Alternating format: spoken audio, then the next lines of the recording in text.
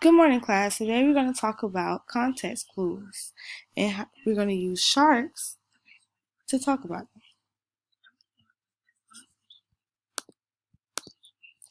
To find context clues, you have to think like a shark. You have to look all around to find the clues to the meaning of the word.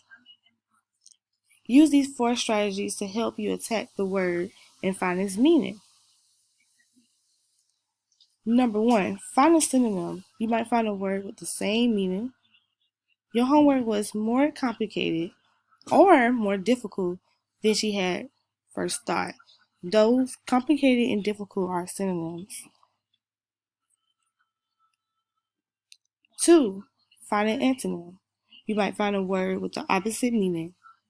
A sentence that will help us understand antonyms are: even though some of the dogs were very docile, others were very mean.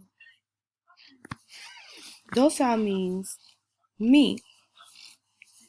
Docile is the opposite of mean.